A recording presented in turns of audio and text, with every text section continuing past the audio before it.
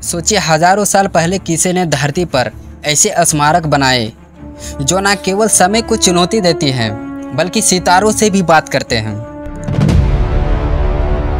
कैसे एक सभ्यता बिना आधुनिक उपकरणों के इस रहस्यमय चमत्कार को अंजाम दे गई? क्या पिरामिड केवल फिरौन की कब्रें थी या ये ब्रह्मांड के गहरे रहस्यों की चाबी है?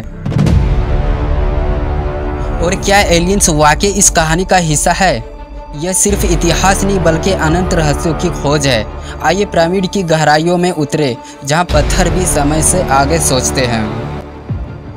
मिस्र के पिरामिड्स का इतिहास बहुत पुराना और रोमांचक है। पिरामिड्स का निर्माण पुराने राज्य के समय हुआ, जो लगभग 2700 ईसा पूर्व के आसपास था। पिरामिड्स का निर्माण का पहला बड़ा कदम अष्टय पिरामिड था, जिसे फिरौन जोसर के लिए बनाया गया था।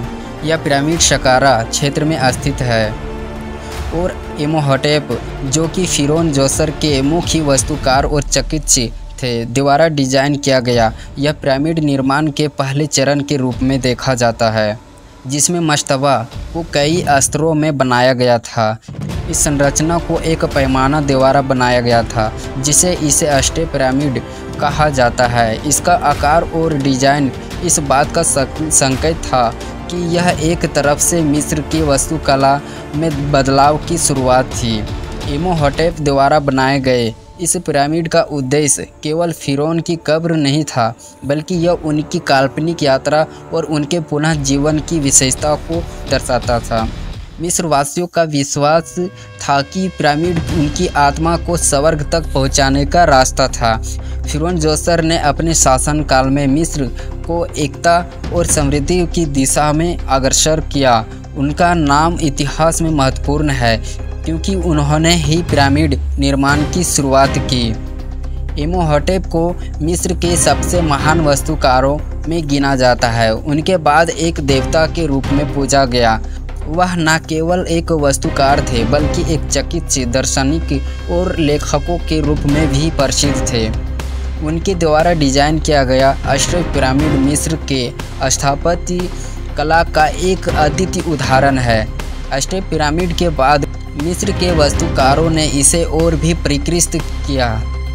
इसके बाद पिरामिड को पूरा किया गया, जो पूरी तरह से त्रिकोणीय आकार में था, जैसे कि गीजा के पिरामिड्स मिस्र के गीजा इलाके में स्थित है, जो आज भी दुनिया के सबसे प्रमुख और रहस्यमय पिरामिडों के रूप में प्रसिद्ध है। इन पिरामिडों का निर्माण फिरौन खुफू के आदेश पर हुआ था, जो प्राचीन मिस्र के चौथे राजवंश के शासक थे। पिरामिड सबसे बड़ा है और इसकी ऊंचाई लगभग 146 मीटर यानी 480 फीट थी। हालांकि समय के साथ यह कुछ घटकर 138 मीटर रह गई है, लेकिन आज भी यह अत्यधिक विशाल है। पिरामिड में लगभग 2.3 मिलियन पत्थरों का उपयोग किया गया, जिनका औसत वजन 2.5 टन था। इन भारी पत्थरों को सटीक रूप में इस प्रकार रखा गया कि पिरामिड की संरचना पूरी तरह से अस्थिर रही। सिर्फ एक पिरामिड नहीं, गीजा में खुफू के अलावा काफ्रे और मेनकावरे के पिरामिड्स भी स्थित है, लेकिन खुफू का पिरामिड सबसे बड़ा और महत्वपूर्ण है। मिस्र के खगोल शास्त्र से भी जुड़ा हुआ है। इन्हें सूर्य देवता रा और अन्य देवताओं के साथ जोड़ा माना जाता है। उस समय के लोग बिना किसी आधुनिक तकनीक के सिर्फ साधारण उपकरणों का उपयोग करते हुए इस विशाल पिरामिड का निर्माण करने में सक्षम हुए। यह किसी अद्भुत इंजीनियरिंग चमत्कार से कम नहीं है।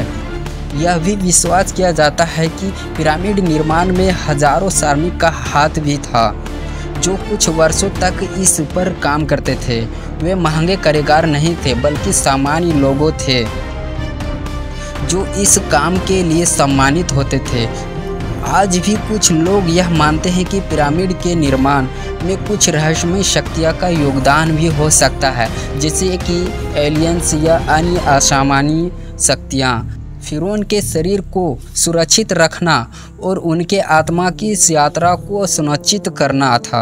इन पिरामिडों का कब्रों के रूप में डिजाइन किया गया था। यहाँ फिरौन का शरीर रखा जाता था और साथ ही उनके संग्रह, खजाने और अनुष्ठान वस्तुएं भी दफन की जाती थी। पिरामिड्स में उपयोग होने वाले पत्थर मुख्य रूप से लग्जरी पत्थर जैसे ताम्र, ग्रेनाइट और सामान्य बलुआ पत्थर से बने थे। इन पत्थरों को मिस्र के विभिन्न हिस्सों में स्थित खदानों से निकाला जाता था। काटना और आकार देना: पत्थरों को खदानों से निकालने के बाद उन्हें सही आकार से काटा जाता था। इसके लिए गोले और रेत का उपयोग किए जाते थे।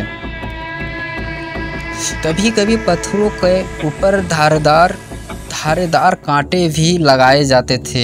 एक अनुमान के अनुसार पिरामिड के निर्माण में लगभग 20,000 से 30,000 श्रमिक लगे थे।